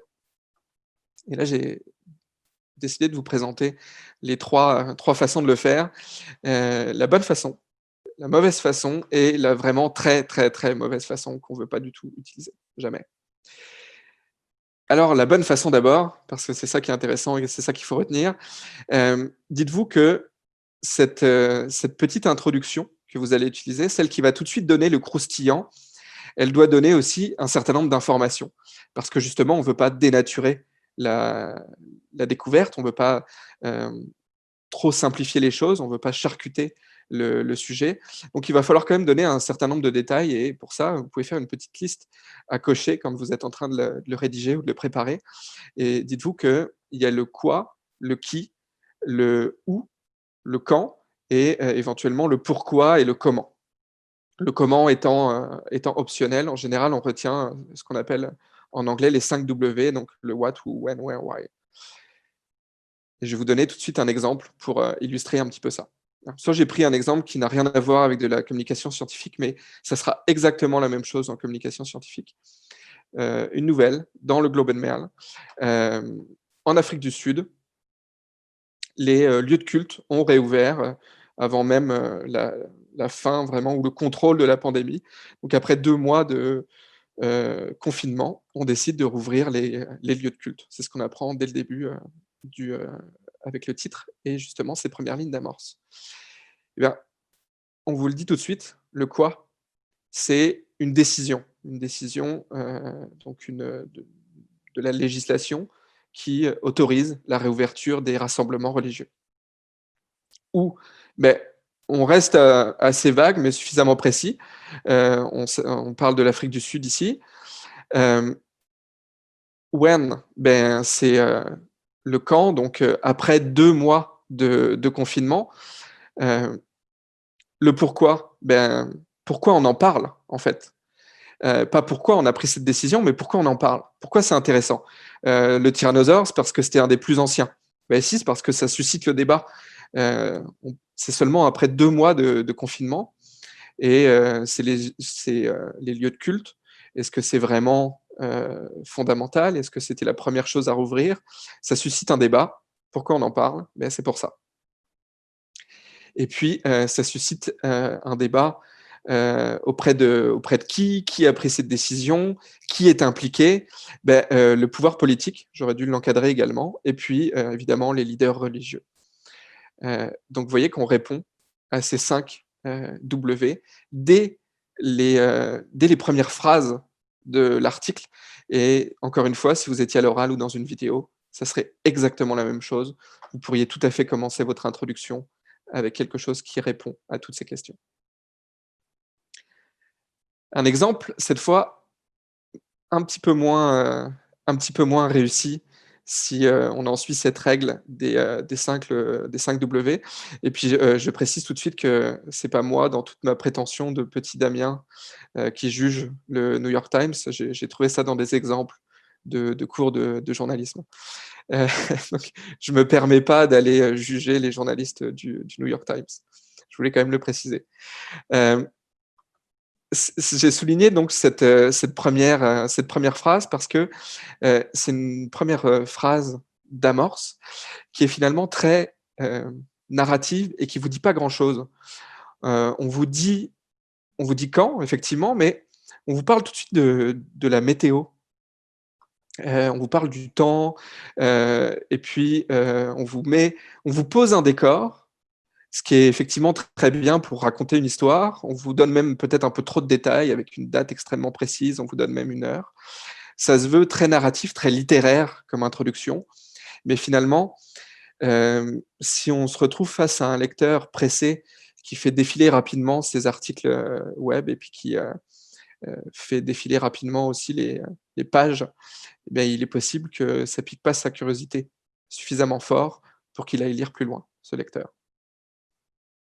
Et puis alors là, l'amorce complètement incohérente, le jeu de mots pourri. Alors ça à éviter. C'est bien de mettre de l'humour dans la communication, qu'elle soit scientifique ou autre. Quand c'est aussi limite que ça, je pense qu'on pourrait s'en passer. Il y a d'autres façons, surtout avec ce genre de nouvelles, d'attirer, d'indigner le lecteur, ce qui pourrait l'amener à lire plus en détail. On n'était pas obligé de faire une petite blague comme ça qui tombe à l'eau. Et je vais maintenant aller dans le corps de votre communication. Est-ce que jusque-là, il y a des questions sur cette première partie? Non, mais la murale se meuble là, de façon Ah, très intéressante. Donc, bah ça, c'est une bonne nouvelle. quand tu auras le goût d'y aller, il y a du beau matériel qui commence Ouais. à être posé. Ben, on va définitivement y aller à la fin de la présentation avec ceux que ça intéressera, qui seront encore motivés par un petit extra. Mais je vais continuer pour l'instant dans la présentation. Et puis, je vais revenir de toute façon avec une autre murale tout à l'heure. Alors, le corps du texte, le corps de votre présentation, le corps de votre chronique radio, si jamais c'est ça que vous faites, ben c'est toujours la même chose. Vous allez aller encore par pyramide inversée. Donc, vous commencez par donner le plus en plus de détails, mais que vous distillez au fur et à mesure. Et finalement, si une personne s'arrête de lire après un paragraphe, après 2 paragraphes, après 3 paragraphes, elle doit avoir retenu l'essentiel. Le message doit être passé le plus vite possible, de la manière la plus concise possible. Le reste étant du détail, si vous avez suffisamment piqué son intérêt, sa curiosité. Et c'est justement là que ça devient intéressant. C'est dans cet article-là que je présente, il y avait 17 paragraphes après ces 3 premiers paragraphes. C'est quand même beaucoup. Alors, qu'est-ce qui va faire qu'à une époque où tout le monde est pressé et consomme des tweets de 180 caractères ou moins, qu'est-ce qui fait que les lecteurs vont continuer de lire? Ben, ce qui fait que les lecteurs vont continuer de lire ou de vous écouter, c'est que vous êtes capable de les engager dans une histoire, de les captiver. Et donc, il faut avoir un peu de scénarisation dans votre façon de raconter les choses. C'est ici, je pense, un des exemples les plus célèbres de scénarisation. C'est un article qui a été écrit quand même il y a très longtemps, en 1946 pour le New Yorker, un très long format, comme on en faisait encore à l'époque, et qui se penche sur la catastrophe d'Hiroshima. Et ce fameux John Hersey, il raconte avec beaucoup de détails tout ce qui s'est passé, mais il va le raconter vraiment sous la forme d'une histoire. On va suivre des personnages à travers cette catastrophe. On va même s'attacher aux personnages et on va avoir envie d'en savoir plus. Et au fur et à mesure de cette histoire, il va nous distiller de l'information, des faits qu'il a envie de nous transmettre.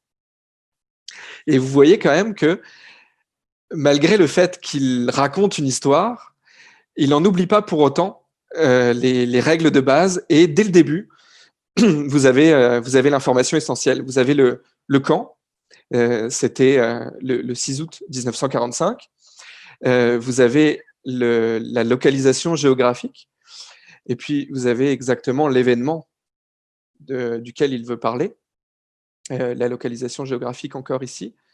Et puis, vous allez savoir de qui il parle. Et là, en fait, on découvre qu'il va suivre des personnes qui étaient présentes dans la ville d'Hiroshima au moment du bombardement. Et en fait, on va les suivre à travers leur aventure pendant la catastrophe. Donc, il capte comme ça l'intérêt. On lit l'article, et j'avais fait ça la dernière fois que j'ai donné cette présentation, puis je pourrais le refaire aujourd'hui à travers Alexandre et Marie-France, vous donner le lien pour aller lire cet article en entier. Vous allez voir qu'on s'attache un petit peu comme si on lisait un roman, alors qu'on est en train de finalement lire un article journalistique.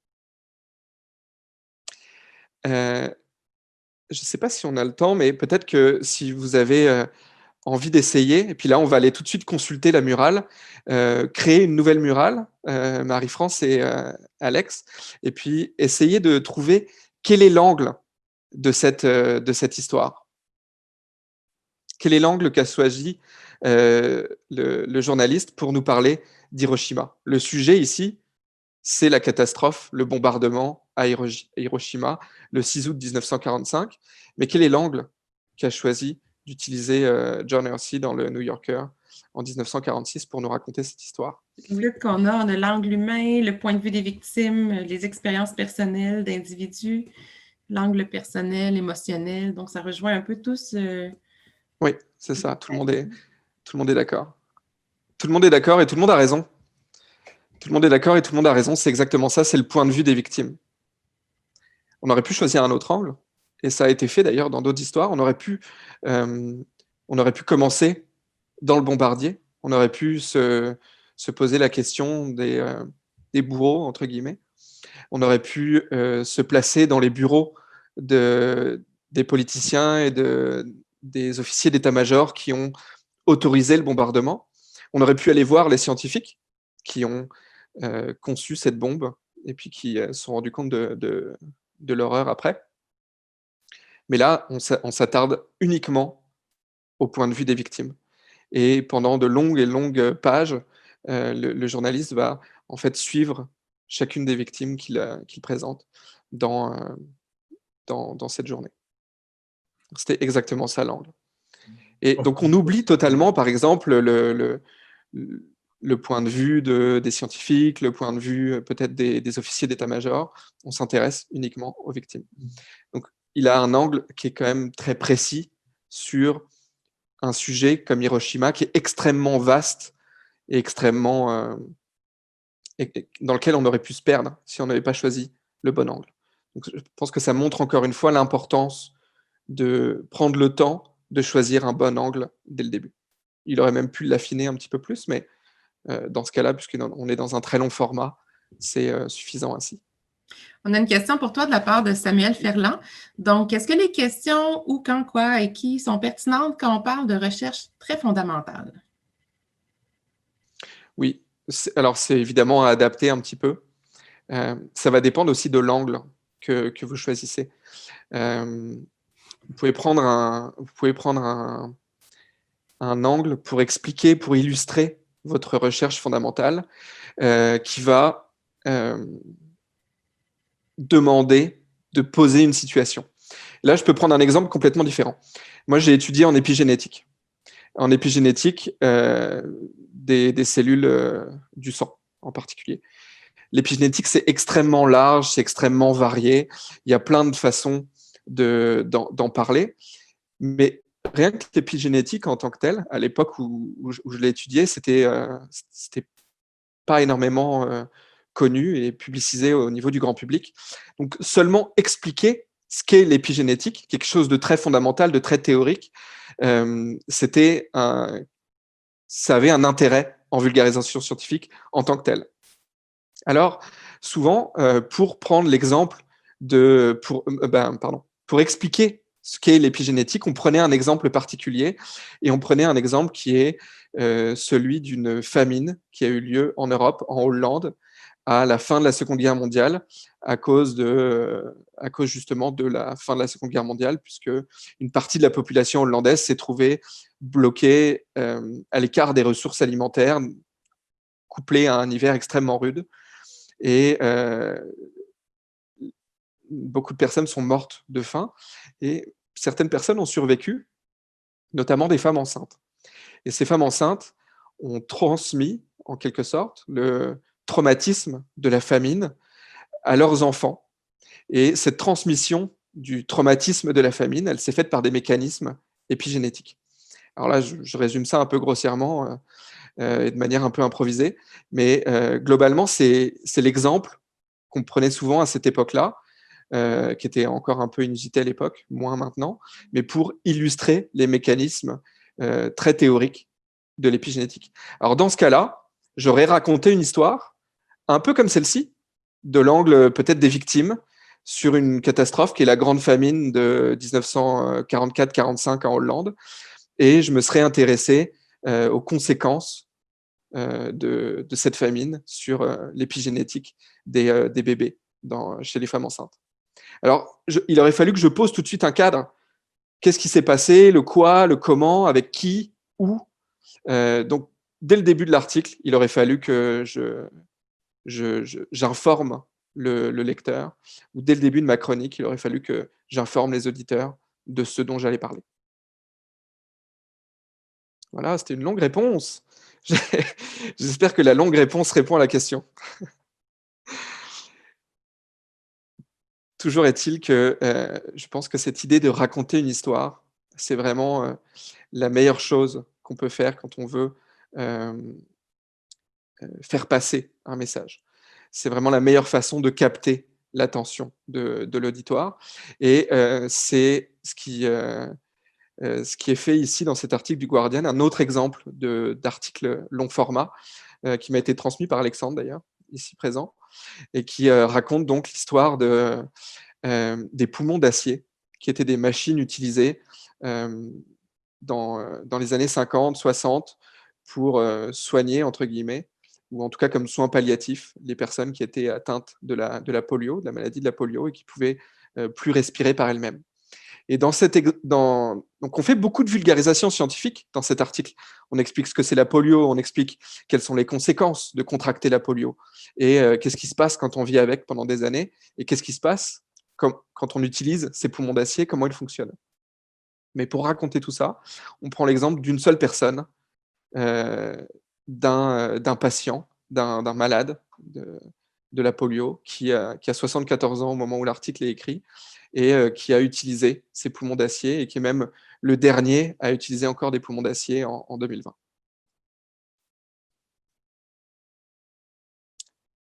S'il n'y a pas plus de questions sur ça, je vais tout de suite me lancer dans le dernier point de cette Sainte Trinité, donc l'amorce, le corps du texte et finalement le titre. Parce que c'est vraiment la chose que vous allez faire en dernier, une fois que vous avez rédigé une bonne amorce, un bon article ou une bonne chronique, ben, vous allez lui trouver un titre, quelque chose qui donne aux enfants, aux adultes, au grand public ou même aux experts l'envie de cliquer. Damien, juste avant de clore la dernière section, Oui. Si je résume, en fait, il y a des choix à faire. Hein. Quand on trouve l'angle, il faut accepter le fait qu'on ne raconte pas toute sa thèse, qu'on ne raconte pas toute sa recherche, mais en trouvant l'angle, on doit mettre de côté certains détails, puis ça fait partie du jeu. Donc, il ne faut pas être trop dur envers soi-même. C'est un processus qui est normal. Absolument, oui. Et je pense que c'est bien résumé, puis c'est bien de réinsister là-dessus. Et c'est ce que j'essaie de montrer avec la petite illustration de l'homme sur une île déserte avec le requin et puis la personne qui s'en vient en bateau. Le sujet est le même, mais vous allez l'aborder d'un point de vue différent. La personne qui est dans le bateau et qui voit une terre qui est en fait cette île déserte, il ne voit pas le requin derrière lui. Donc il va raconter une partie de l'histoire. Il va falloir effectivement, dans ce cas-là, faire le deuil d'une autre partie de l'histoire. Ça ne veut pas dire que ce que vous racontez n'est pas exact ou n'est pas précis, mais à un moment, il faut rentrer aussi dans les temps quand on fait une chronique, il faut rentrer dans les mots quand on fait un article, il va falloir savoir couper. Il va falloir couper aussi dans les détails. Puis ça, je vais y revenir beaucoup dans la suite. Et notamment dans le jargon, puisqu'on en a parlé au début de la présentation.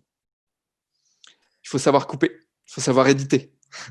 C'est quelque chose qui vient avec la pratique.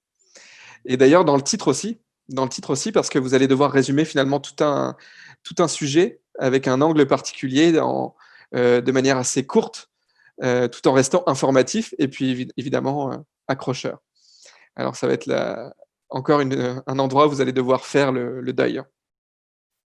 Et je reprends quelques exemples de titres qui suivent mon fil rouge d'aujourd'hui avec le fameux fossile de tyrannosaure. Tout de suite, ici, on y va avec quelque chose d'accrocheur parce qu'on donne ce nom qui est un peu surprenant puis qui est un peu terrifiant à la fois. Et on nous dit quand même ce que c'est que c'est un nouveau tyrannosaure et qui est le plus vieux au Canada. On aurait même pu couper Canada ici, si on était un petit peu moins local. Un autre exemple ici, complètement différent, qui nous parle des poupées d'Edison, et qui reste très mystérieux. Mais on sait tout de suite de quoi on parle. Les poupées d'Edison, donc un système. Et en même temps, on va vous parler de vos cauchemars, de vos rêves. Et donc, on va mettre une bande sonore sur vos cauchemars, sur vos rêves.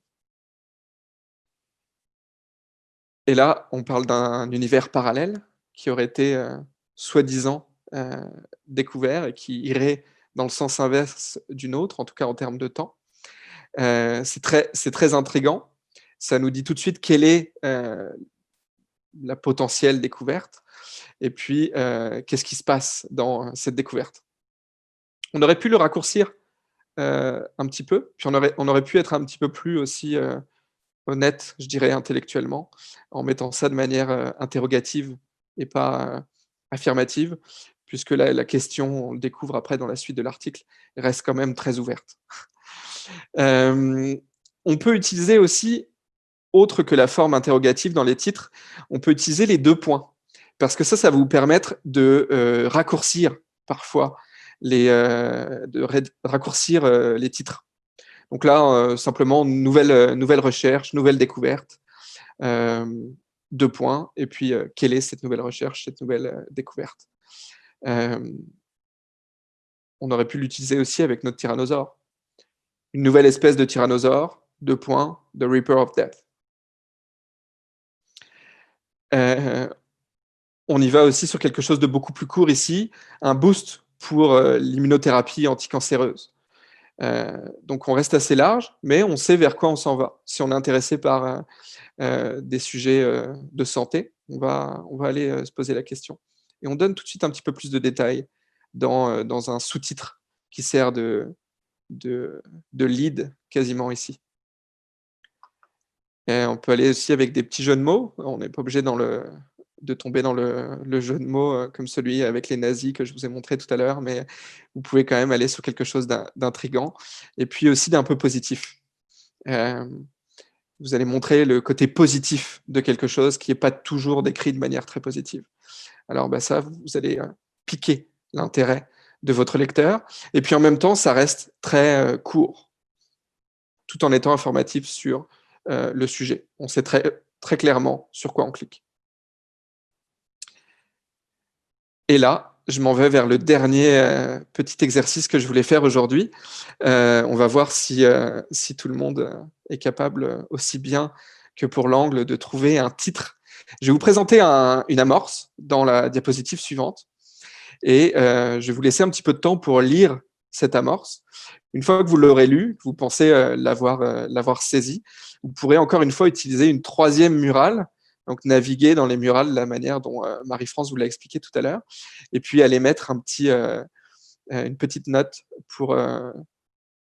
dans laquelle vous allez suggérer un titre, celui que vous donneriez quand vous voyez cette amorce, ou celui que vous pensez qui a été utilisé pour cette amorce.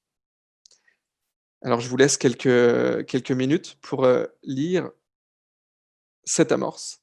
Et puis ensuite, vous pourrez aller utiliser le petit mur de post-it, encore une fois. Petit mur virtuel. On a un premier titre qui vient d'arriver. Ça commence à rentrer. On a l'intelligence artificielle à la rescousse des écosystèmes. L'intelligence artificielle peut aider à protéger nos écosystèmes, donc assez similaire. Ouais. Benefits of digital intelligence for ecosystem and species protection.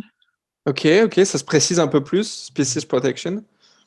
L'intelligence artificielle peut-elle aider à protéger les écosystèmes? Donc, avec le point d'interrogation un petit peu plus polémique, un peu plus sujet à débat. Ouais. Mais qui pique la curiosité quand même. L'utilisation du point d'interrogation est toujours pertinente pour la recherche et la communication scientifique, je trouve, parce que ça permet aussi de montrer que on n'est pas dans quelque chose de miraculeux à chaque fois. Ça permet d'éviter les titres qui présentent un nouveau médicament ou une nouvelle façon de soigner le cancer comme le traitement ultime. Donc, le point d'interrogation a quand même beaucoup d'intérêt en communication scientifique, mais utilisé avec parcimonie, évidemment. On a un autre exemple avec le 2 points. IA et écosystème naturel, donc 2 points, la technologie au service de la conservation. Ah, c'est pas mal, pas mal. Je peux déjà dire, pour ceux qui sont encore en train de réfléchir et qui n'ont pas encore écrit leur réponse, que le titre est encore plus précis que ça. Mais l'idée de parler dans le titre de conservation, évidemment, d'intelligence artificielle, est en fait assez bon. On a un exemple plus original ici, le loup, la chèvre et l'IA. Oh, c'est pas mal, ça, je m'y attendais pas. C'est pas mal. Quoique, peut-être un petit peu moins informatif sur ce qu'on va avoir une fois qu'on clique, mais définitivement suffisamment original pour piquer l'intérêt. Donc, on voit qu'il y a des titres qui sont beaucoup plus affirmatifs et d'autres qui se positionnent un peu plus dans le gris là, pour voir est-ce que c'est vraiment une façon de préserver la biodiversité. Donc, on devine un peu l'angle derrière les titres que vous proposez aussi. Oui. Oui, aussi, probablement quelque chose qui est influencé par cette dernière question qu'on voit dans l'amorce. Mais finalement, on comprend que l'article ne va pas s'interroger sur la pertinence, mais qui va bien nous donner quelques idées pour utiliser le système pour protéger les écosystèmes. Je vais donc vous lire le titre que je n'avais pas mis dans les diapositives pour éviter de faire une fausse manip et de vous le présenter par écrit. Alors, le titre en français, je vais le lire en français évidemment, est en fait l'intelligence numérique pour 3 petits points, parce que c'est le format qui était utilisé par Ivado, c'est un exemple que j'ai tiré d'Ivado. Donc l'intelligence numérique pour 3 petits points, prédire les liens entre prédateurs et proies. Alors, vous voyez qu'on est allé sur quelque chose de beaucoup plus précis que la protection des écosystèmes au sens large, parce qu'on peut protéger les écosystèmes de plein de façons. Et là, cette fois, on est vraiment allé sur ce qui sera le cœur du texte ensuite. Évidemment, vous ne pouviez pas deviner à 100%. Je pense que l'amorce donnait un bon indice quand même, mais vous ne pouviez pas tout deviner. Le cœur du texte va après s'en aller sur la description de cette nouvelle technique qui vise à prédire les liens entre les prédateurs et leurs proies. Et donc, finalement, ce qu'on voit ici, to better protect them, c'est ce qu'on va retrouver un petit peu en fin d'article, l'ouverture vers le futur. Le croustillant de tout ça, c'est qu'on est capable de créer des modèles qui vont nous permettre de prédire les interactions entre les proies et les prédateurs, mais vers le futur, ça pourrait nous aider à quoi? Ça pourrait nous aider à les protéger. Donc l'article, il est dans ce cas-là vraiment sur un titre plus précis et nous dire vraiment quelle sera la technique qu'on va découvrir dans cet article. Pour autant, je pense que les titres qui parlent de protection des écosystèmes sont très bons aussi parce que c'est ce qu'on veut, in fine, avoir avec cette technique-là. Mais dans ce cas précis, il pourrait peut-être être un petit peu trop affirmatif, justement. Donc, dans ce cas-là, l'utilisation du point d'interrogation aurait été une bonne façon de contourner un peu ça et d'avoir un petit peu plus d'honnêteté sur ce qui attend le lecteur dans l'article. Petit point rapide avant que tu passes à un autre sujet. En fait, Oui, on voit vas-y. en fonction du titre et de l'angle qui en découle, on devine un peu le format aussi dans lequel ça peut être. Quand on parle d'écosystème, on s'attend peut-être à un texte ou une chronique qui est un peu plus longue, parce qu'on parle d'un sujet un peu plus large, mais quand on parle d'un sujet très précis, on sait qu'on sera capable de faire quelque chose de pertinent, même dans un format plus court, finalement. Donc, plus on a un angle précis, plus on est outillé, finalement, à avoir des textes puis des chroniques un peu plus originales, même si le format est très, très court. Absolument, la précision et l'angle que vous choisissez sont à adapter au format que vous avez. Là, j'ai tiré cet exemple du concours de mon projet de recherche en 800 mots. Alors, 800 mots, ça reste quand même assez concis. Donc, il faut être précis. Il faut choisir un angle qui n'est pas trop large. Si je reprends mon petit exemple de l'épigénétique de tout à l'heure, je ne me serais peut-être pas lancé dans la description de la grande famine en Hollande entre 1944 et 1945 en 800 mots. ça aurait été un peu audacieux. J'aurais choisi quelque chose de beaucoup plus particulier.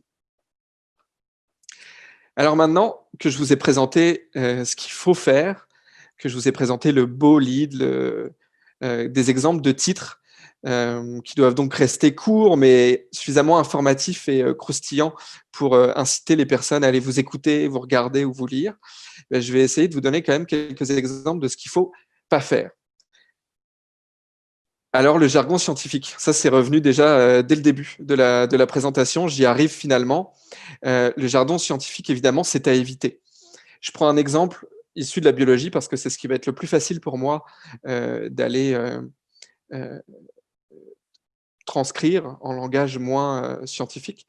On parle ici d'une bicouche phospholipidique qui permet un transport bidirectionnel de métabolites cellulaires à travers des pores membranaires et des protéines transmembranaires. Alors, tout ceci n'est pas faux, biologiquement parlant, mais c'est un peu ennuyant. Et je le dis poliment. Alors, ce qu'on pourrait faire, c'est que plutôt que de parler de bicouche phospholipidique, on pourrait tout simplement parler de membrane cellulaire. Si vous adressez au grand public, si vous adressez même à d'autres étudiants de votre institut de recherche, que ce soit Ivado ou Sentinelle Nord, c'est peut-être pas des biologistes spécialisés dans la biologie cellulaire.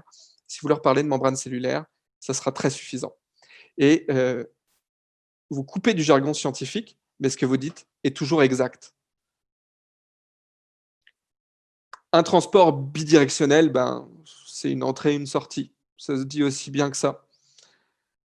Des molécules qui sont produites par la cellule, c'est ça, des métabolites. Est-ce qu'on est obligé d'utiliser le mot métabolite? Peut-être pas. Peut-être que métabolite, là, c'est un petit mot qui est intéressant quand on l'utilise entre scientifiques, mais finalement, pour faire de la communication scientifique auprès du grand public, on peut simplement parler des molécules ou parfois même des déchets, quand c'est le cas, qui sont produits par les cellules. Et justement, les pores membranaires. Les pores membranaires, on peut utiliser une autre technique, c'est qu'on va les décrire, on va les imager. On parlait de l'importance de l'imagerie dans la communication scientifique. On va décrire ce que c'est avant de le nommer. On peut utiliser un petit peu de jargon, un petit peu de mots scientifiques comme des métabolites, comme des pores membranaires, mais il faut d'abord expliquer ce que c'est. Donc là, ce sont tout simplement des petits trous dans la membrane cellulaire qu'on appelle des pores. Donc vous pouvez tout de suite le préciser, mais il faut commencer par les décrire. Et puis, les protéines transmembranaires, ce sont des protéines qui sont à l'intérieur de la membrane, ou qui passent à travers la membrane.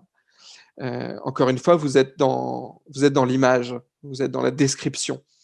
Donc, vous décrivez à travers des mots, même si vous ne pouvez pas le montrer, parce que vous êtes peut-être dans un balado, vous êtes peut-être dans un article qui a atteint son quota d'illustration.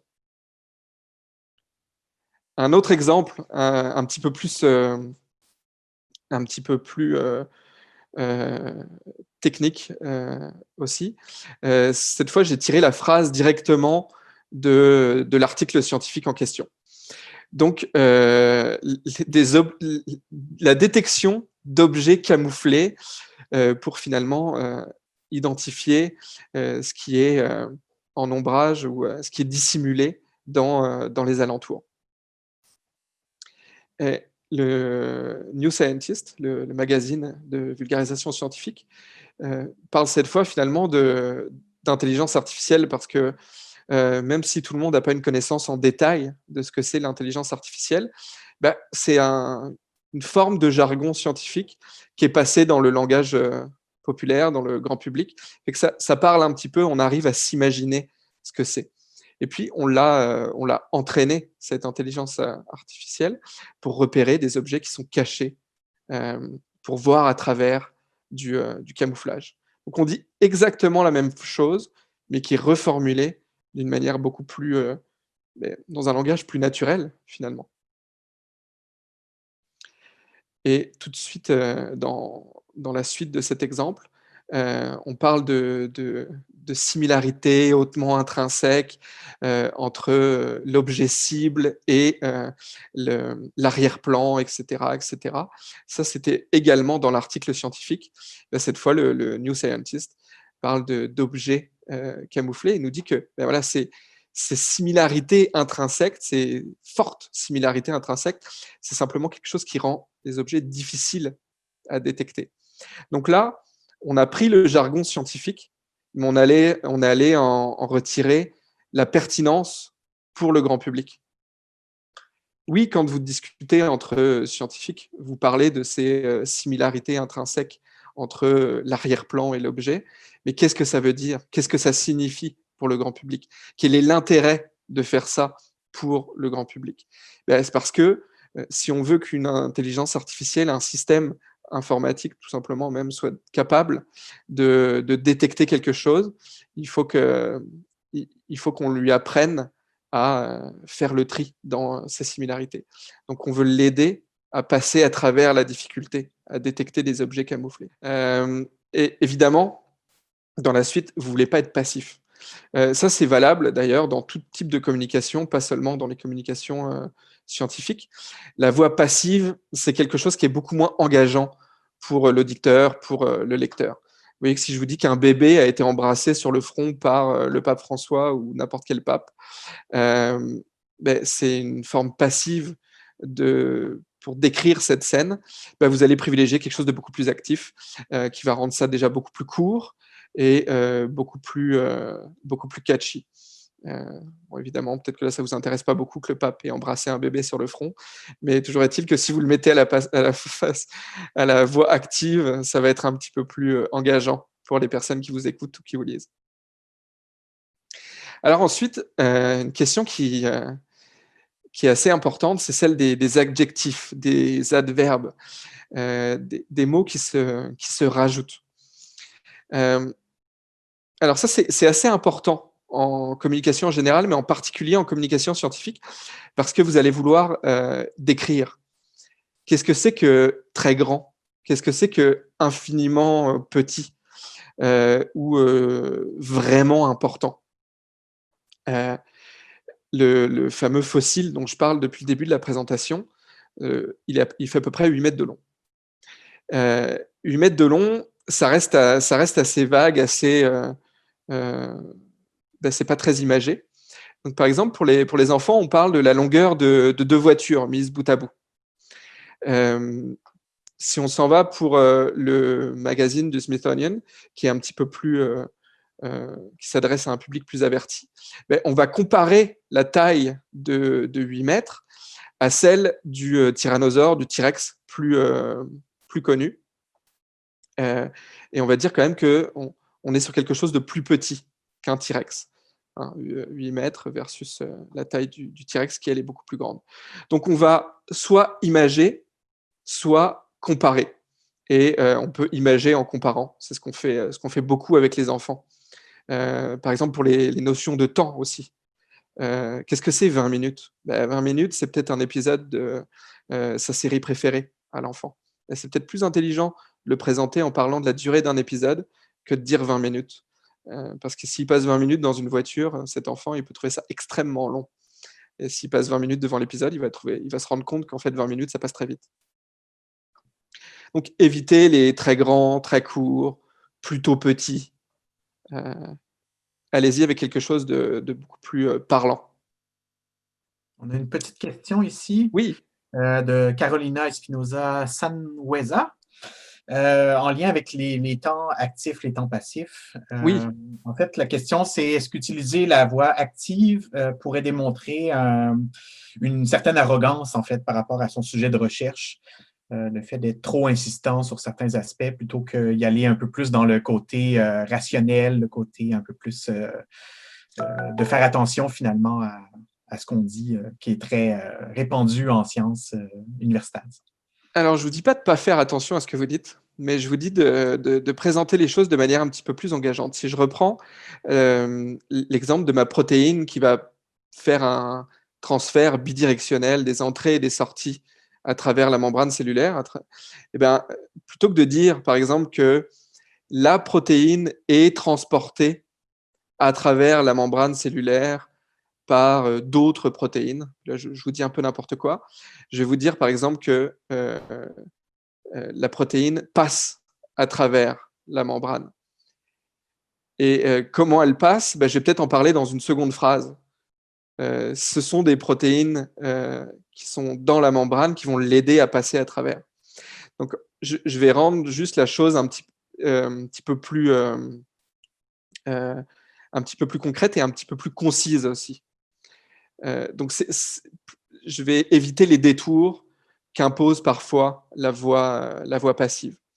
En revanche, ça ne veut pas dire effectivement que vous devez être catégorique dans les choses. S'il y a des conclusions qui restent en suspens, et peut-être que je pourrais reprendre par exemple l'exemple de la vie sur Vénus, parce qu'on a trouvé une molécule qui habituellement sur Terre est produite uniquement par des organismes vivants, vous pouvez apporter ces nuances-là, mais vous pouvez les apporter avec des phrases écrites à la voix active. Je ne vous dis pas de gommer les nuances que la science impose, mais d'être direct quand vous présentez des phrases. Puis peut-être de faire attention pour ne pas sombrer de l'autre côté de la ligne éditoriale. Hein, c'est toujours à bien doser, comme tu dis, donc choisir ses mots, puis je pense que c'est là que ça se joue un petit peu. Et je pense que, pour en revenir à ce que j'étais en train de présenter sur les adjectifs et les adverbes, c'est tout l'intérêt aussi de les éviter. Ces adjectifs, ces adverbes qui peuvent justement rendre les choses un peu catégoriques. Si vous imaginez quelque chose, si vous imagez vos propos, on se rend bien compte qu'il y a toujours un petit peu de marge d'erreur dans la réalité.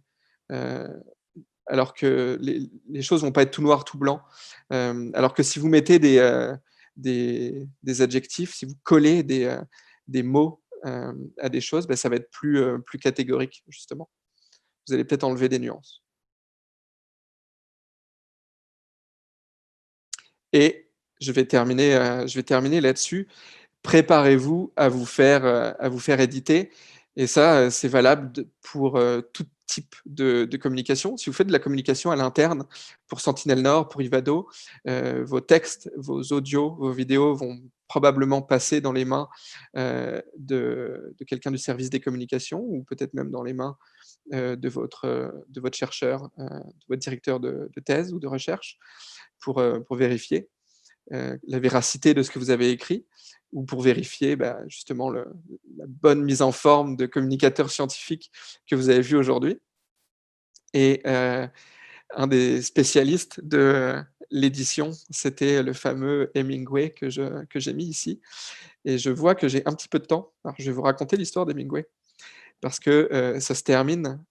ah non, je ne l'ai pas mis la petite diapo, mais c'est pas grave, je pense que je l'ai mis tout à la fin après mes suggestions de livres, mais je vais vous la raconter maintenant puisque j'ai quelques minutes. Ça se termine avec un petit peu de nuance, justement. Je viens de vous donner des grandes lignes. Comment faire une amorce? Qu'est-ce que doit être un titre? Ça doit être concis, ça doit être accrocheur. Qu'est-ce qu'il ne faut pas faire? Éviter des adjectifs, des adverbes. Tout ça, c'est des grandes règles que je vous ai données. Tout comme des chercheurs spécialisés dans la linguistique ou dans l'étude de la littérature ont trouvé des grandes règles dans l'écriture d'Hemingway. Hemingway, c'était quelqu'un qui n'aimait pas les adverbes et qui n'aimait pas les grandes phrases. C'était connu pour quelqu'un qui écrivait des phrases très courtes. Alors, d'autres chercheurs qui, eux, s'intéressaient plutôt à l'intelligence artificielle ont créé une application qui permet de tester votre texte. Donc, vous copiez-collez votre texte dans l'application et vous lui faites passer un test.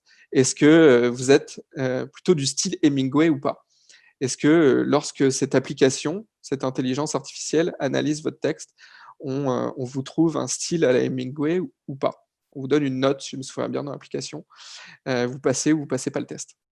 Mais ce qui est très drôle, c'est qu'il y a des gens qui se sont amusés après à copier-coller des textes d'Hemingway, peut-être des textes un peu moins connus, un peu moins classiques dans cette application, et ils ne passaient pas le test. Ils étaient pas, c'était des textes écrits par Ernest Hemingway, mais l'application les déclarait comme non valides selon les règles d'Hemingway.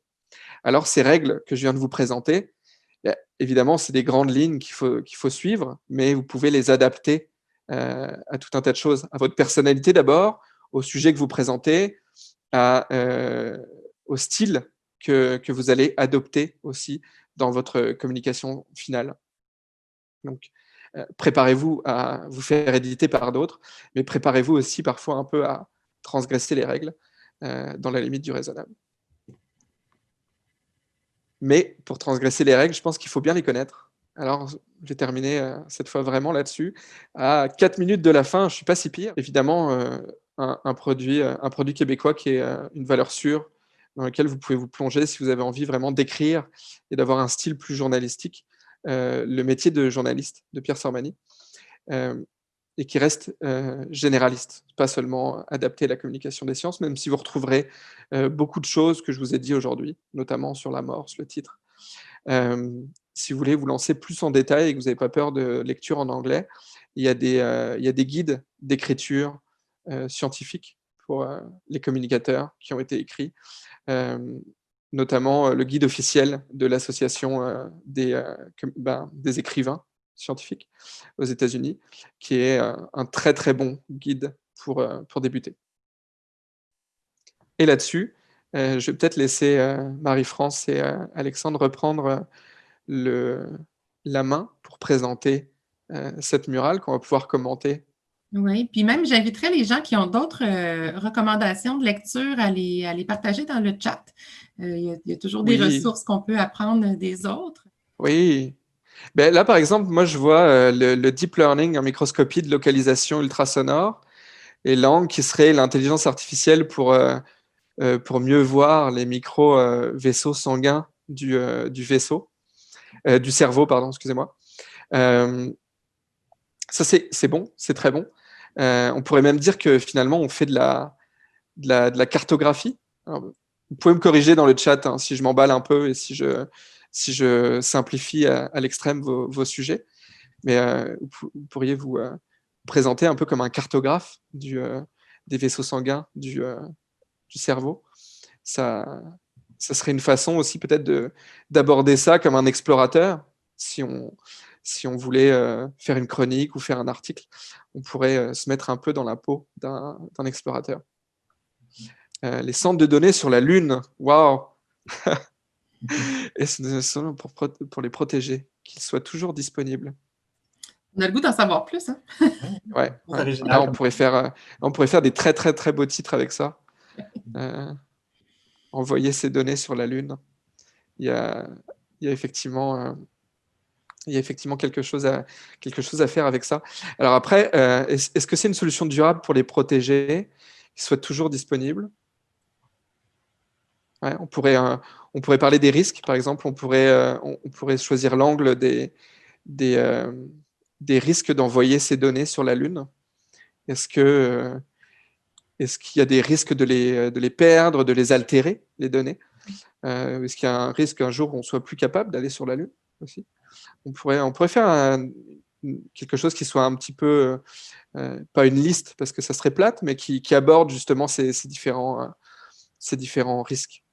Et quand on est au niveau d'une recherche plus embryonnaire où les choses ne sont pas, on n'est pas dans les faits, est-ce que c'est plus prudent justement de poser une question, de formuler sous forme d'hypothèse pour montrer qu'il y a un débat ou qu'il y a un questionnement par rapport à une approche? Oui, ça peut être une façon effectivement de montrer aussi l'intérêt finalement de se pencher sur cette question de recherche, puisqu'on en est au début. On ne peut pas présenter des résultats dans l'article, mais on peut peut-être proposer des hypothèses. Et j'imagine que dans un certain nombre de sujets de recherche, peut-être pas tous, mais parfois on part avec plusieurs hypothèses, peut-être qu'on peut choisir d'en présenter une seule si on a un format très court. On peut présenter une seule hypothèse, tout en précisant que c'est seulement une des hypothèses et qu'il en reste bien d'autres. Mais ça peut être tout à fait la dernière phrase, par exemple, d'un article ou d'un balado, en disant que on vous a présenté aujourd'hui une seule hypothèse. Restez en ligne. Peut-être que les autres hypothèses viendront dans une prochaine communication. Les robots vont-ils prendre la relève et exterminer les humains? Alors ça s'est vu beaucoup hein, dans des articles sur Internet, parce que c'est vrai que ça peut faire cliquer. Mais si on voulait faire ça c'est un sujet, c'est pas un angle finalement. Il faudrait peut-être l'affiner si on voulait vraiment se pencher sur ce sujet-là. Qu'est-ce qui fait que les robots pourraient un jour dépasser l'humain? Ou qu'est-ce qui fait qu'on pourrait perdre le contrôle de nos robots? Donc, on a très hâte de lire ou d'écouter nos étudiants de notre communauté sur ces plateformes. On souhaite vous voir présents. On pense que la science n'a jamais été autant à la mode en 2020. Et puis, on parlait de microbiote tout à l'heure. Tout l'infiniment petit devient tout d'un coup franchement intéressant. Hein? Donc, on vous encourage toutes et tous à tenter le jeu, d'oser. Je pense il faut commencer. C'est une page blanche souvent, mais c'est un exercice qui peut apporter beaucoup, je pense, donner du sens à ce qu'on fait. Donc, j'encourage toute notre communauté d'ici d'ailleurs de tenter l'expérience. Merci beaucoup, Damien. Voilà, merci à vous. Merci à tous d'avoir été présents ici aujourd'hui. J'espère que vous en avez retiré ce pourquoi vous êtes venus.